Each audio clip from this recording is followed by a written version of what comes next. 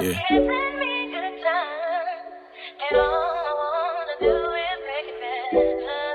Feel like it's been a long time since I talked to you, Mom. Yeah. I just want to tell you that I miss you. It's your son, don't Geek. Yeah.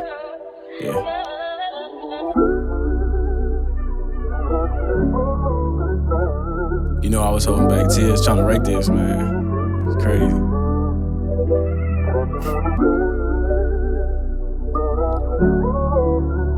Catch myself sitting listening to this beat. I was like, I gotta write something to you. But here you go.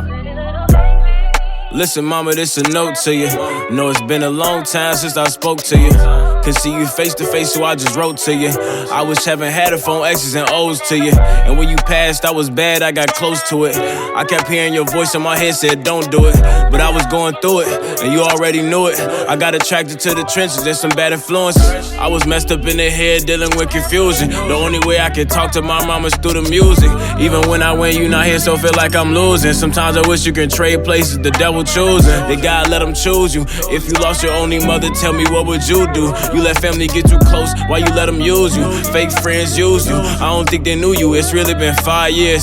Smiling while I'm writing this and holding back tears. And when they ask about their grandma, it might hurt my kids. Sometimes I blame myself for this, like was it my career? If I ain't go off to Korea, would you still be here? I lost you and I'm not the same, it's time to make it clear. They ask me if I'm living fearless, so I tell them yeah. Cause losing you how I did, it was my only fear.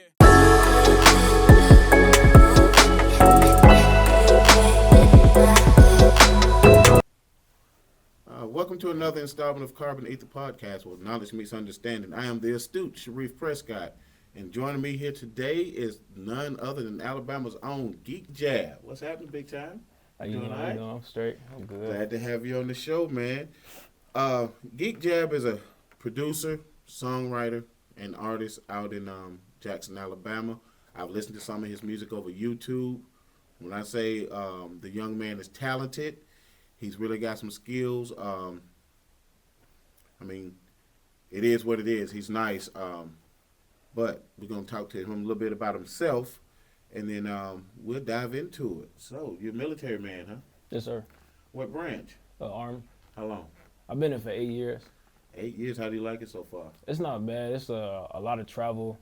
Being away from family for months on end, maybe some couple years. Oh yeah. So it's sometimes it get a little stressful, but it's pros and cons. And like everything else, pros and cons. Having a podcast has its pros and cons. It's not an easy job, but somebody's got to do it. Might as well be us, right? I can dig it. What drew you into the whole music scene to begin with? It started when I was 11 years old. So I'm 27 now. I've been rapping for 16 years. I ain't that great at math. And it was my cousins actually. They it was like one day I just seen them. You see things and you like, okay, I was one of them kids. I'm like, man, how can I? I'm young. I'm like, how can I get the girls? And I see my cousins rapping, so I was like, maybe if I start rapping, I can get some girls too. But I'm 11, so that's the only reason I played sports. I was pretty good as an athlete, but I played sports for the same reason you started rapping. So it was all about the girls. It was my cousins, and seeing they influence on how they express themselves through music and told their story. Yeah, music is a great segue for storytelling.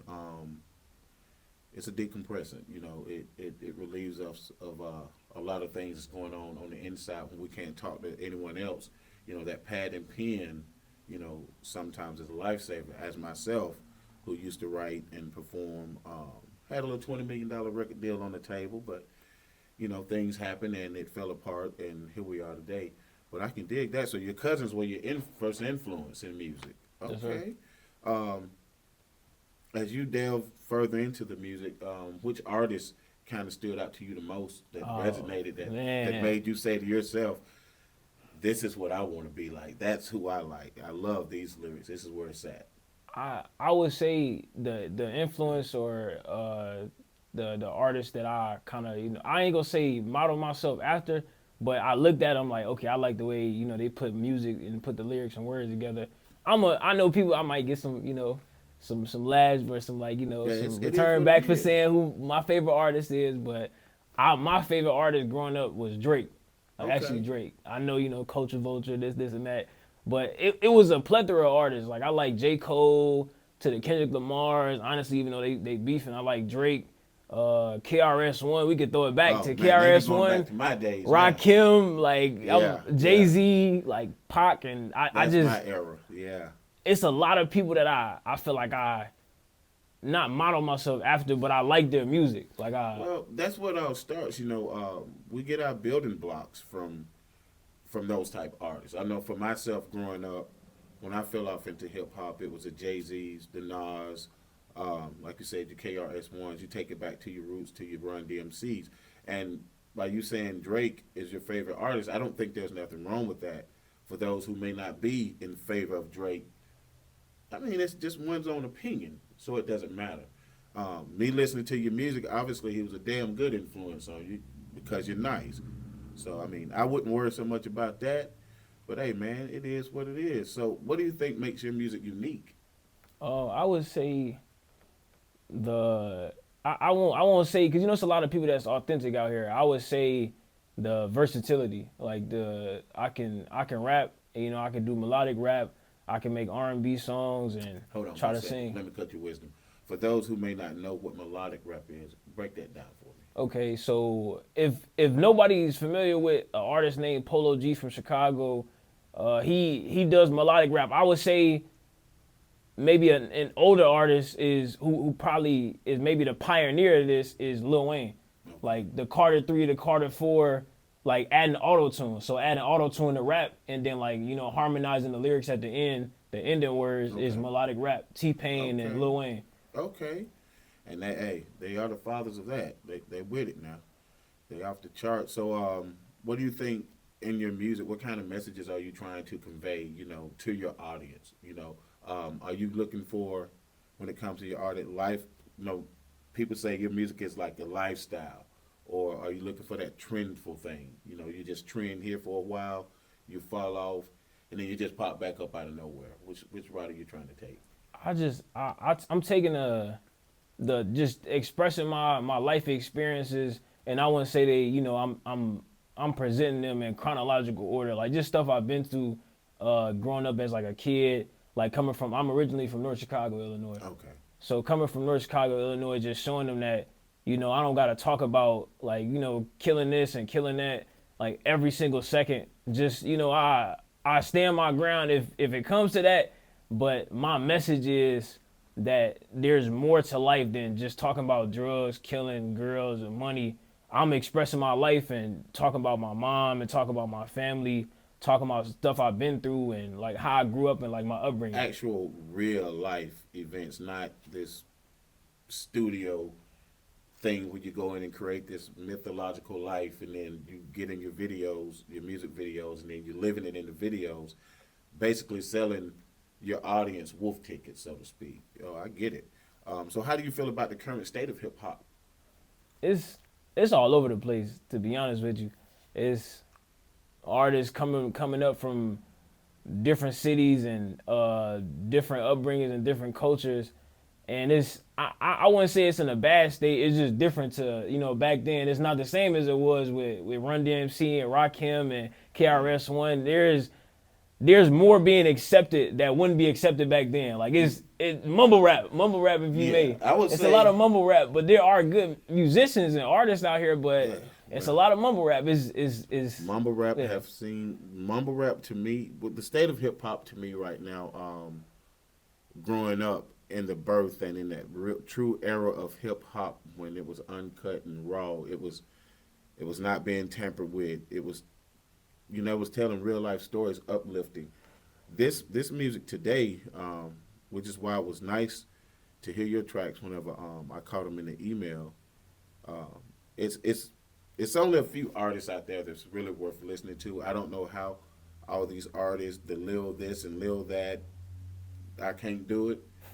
So I try to rock with the old school hip hop artists. But this music today is just, to me, is hopefully, man, when you do get to that next level, you rise to that occasion where the Drakes and the Kendrick Lamars and J. Cole's are, because that's the music I can listen to, because it resonates, it makes sense. Some of this music is so whimsical. It's deafening to me. Almost like I can jump out the car myself while it's rolling. But that's just me, so it's not him saying that, it's Sharif. So, but that's how I truly feel about most of the hip hop that's out now. What do you think makes a great hip hop artist? And also with yourself, what makes you great, you think? For the qualities I feel like a great hip hop artist need is the ability to adapt, the ability to appreciate other genres of music. Like, There I'm we a go. rapper, All but right. I can listen to reggaeton, I can listen to jazz, There I we can listen go. to some country artists, and you never know who you might get an influence from. You're what called Renaissance.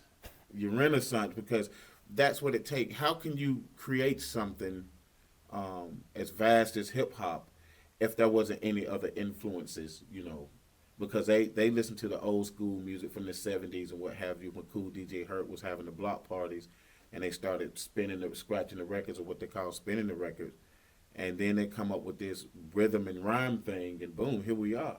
Hip hop, which was in the 80s deemed some of the worst music on the planet, now it shapes the globe. So, with that being said, I'm glad to hear someone at your age know that you have to be Renaissance. Know that it takes other influences to really shape your craft, your artistic side. So that's a beautiful thing in my favor. Um, have you performed at any places yet? I have performed at a few places in the States. I performed at a couple places in Chicago. And I say I got most of my stage performance experience in Japan, where I was last stationed. I had about maybe 10 to 12 performances on stage, and actual, I would say, I ain't gonna say it's sold out crowds, but decent sized venues.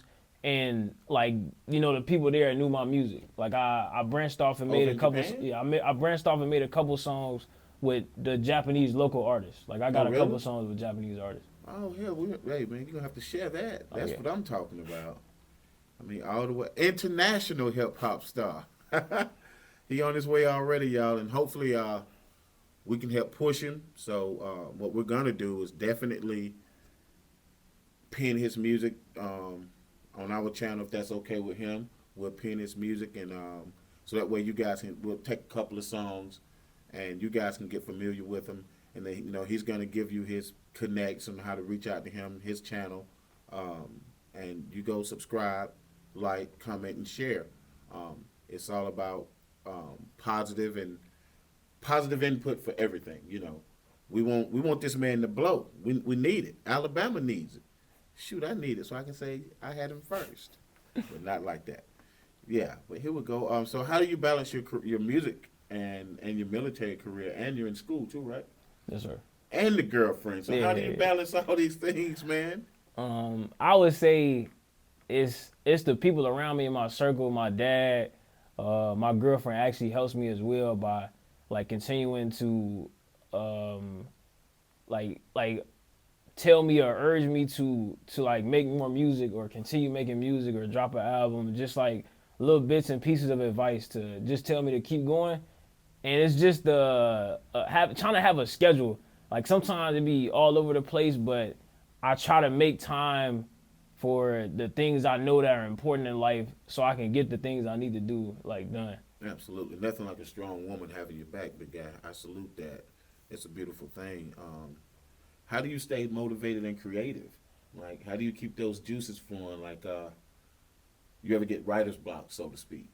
At that, I would say I struggle with a lot. Making music for 16 years, I struggled in the beginning or like the early stages of my career as an artist. And what I found that works is, say if I get writer's block for a song, I just save it. Like, everything is like digital now. Like, Yeah. people, I still got a rap notebook. I started when I was 11, so that was back in 2009, 2010. I dropped my first song, and I had a notebook. I had many notebooks, but like, with the technology and smartphones, like, we got everything on our phones. So whenever I get writer's block on my phone, I just go to another beat And if I get writer's block again, if it's like a similar beat, like I'll listen to like a genre I never listened to before. Yeah.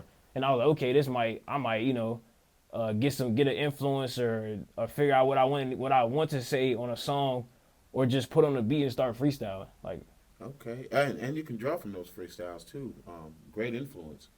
I know back in the day when we would all sit around and freestyle, you might say one line, one bar, and be like, "Oh man," and that you take that and just expand on it and run with it. And that's what we used to do whenever we used to write. And that notebook was a saving grace for me. I mean, that thing, yeah, I salute you, man. I know all about it. You know, it's a crazy thing. So, what are some of your favorite moments when performing? Like, what stood out to you over the test over the years that you've performed? What stood out to you the best? Like, one of your favorite moments on stage, a couple of moments on stage. definitely a couple.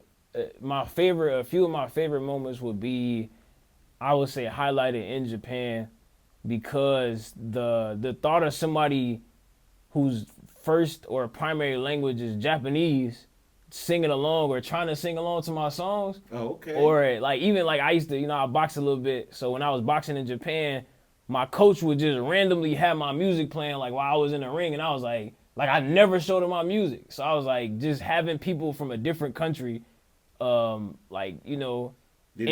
like, know my music. Did he know it was you while you was in the ring? I believe somebody told him, but I don't know if because it's a Japanese artist on the song, and the Japanese artist is a little bit popular, so I don't think he knew it was me rapping, because the coach didn't speak great English. Like, it was like a language barrier, but he was a good dude. He was a good dude, and just like another moment is being on stage and seeing people like recording me as I'm like recording or as I'm performing. Absolutely. And then another thing. With the nowadays, most people recording, like, something that gives me being on stage is like seeing the lights, like the flash, like have all the lights in the cameras, like I'm looking at stars. It just give me like that. Man, I feel good. Now I see all these camera flashes. Yeah, I'm like, man, it's real now. Okay, those goosebumps kicking. I can dig that, man. But it sounds like you've really enjoyed yourself on your journey, especially being able to perform live in a totally different country where there is a language barrier, man. I got to dap you up, big homie. That's a beautiful thing right there. So, what do you say are some of the most important lessons you've learned? It's the industry is cutthroat. I know. I remember you talked about. Deal, I know. I heard you talk about it. The $20 million, the deal that was offered, but it's a lot of artists that I done some features with, some up and coming artists that got a little bit more fame, a little bit more traction than me, and just knowing the ins and outs and the legalities of making music.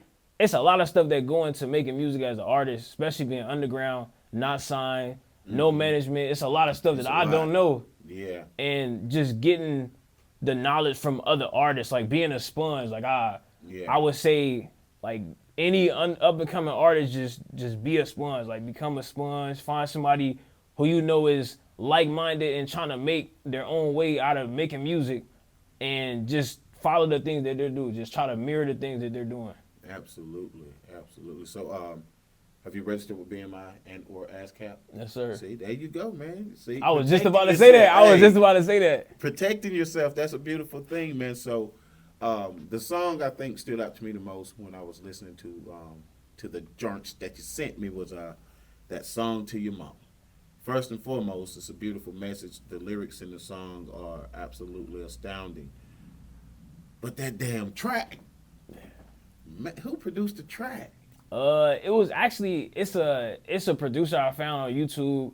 Like, I go on YouTube for a lot of the beats that I get, and I either buy the lease, or if I really, really like the song, I get the exclusive package for the beat.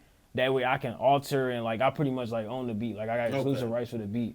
But most of the time it's just the MP3 lease, and it's like $25 to $50, and I'll just buy the beat. That beat in particular, I always told myself I wanted to write a song to my mom. Like, I've always most of the time I talk about my mom in songs, like before she passed away, and now that she's gone, and I don't know, it's something that's always been a part of me. And then I heard the beat, I was like, I just as soon as I heard the beat, I was like, I want to call this Letter to My Mama. I don't know if it's gonna be about my mom. I don't know if I'm gonna talk about my mom, but I knew the song name was gonna be titled, and I usually don't make the title before I write the song, but this one I made the title, and it just felt different. I was like, everything is right. I'm like, this beat is like the whole. I admit, sometimes I get writer's block, but this song it just went like it just flowed. It's flowing too, every step of the way from the start of it to the end of it, and that track it was a perfect blend. The way you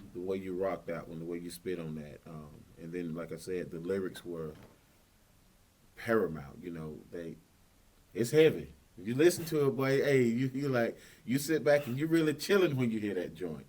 There's a couple other songs on there I like. I thought was real nice, but to the CEP stars out there, it's a cool young man. He's got a lot going for himself. He's on the up and up. Got a strong support system. His father, his girlfriend, extended rest of the immediate family.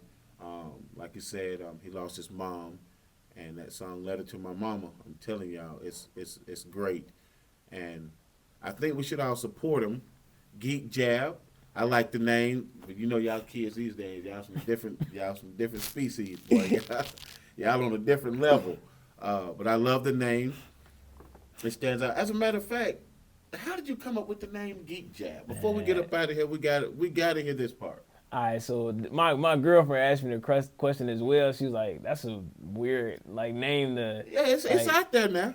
And my dad asked me the same question as well. So what I did is, for copyright purposes, I changed my name maybe like 3 or 4 times. Like I've been rapping for 16 years. My first name I think was D Wright, which is like my first name, we had first D initial Nice name, growing up. and my last name, and then it was Nonchalant, and then I just went to the drawing board, and I was like, I want to change my name because it might be some. It was another artist out there with the same name as Nonchalant. I think it was, or a nickname. I think it was Currency. He used to rap with Lil Wayne. Yeah. He had a nickname. I think it was Nonchalant or something that was similar, Mm-hmm. or Hot Spitter. I forgot. But I just went on to my phone and I just wrote down a whole bunch of names, and like, if Geek Jab sound crazy, like the names I had, stands out. The names I had in that notepad was even worse. Was way worse. So, my pops asked me straight up. He's like, okay, how you come up with the name? I was like, I wrote a whole bunch of names on a pad, on a note, on a memo, and I Googled them.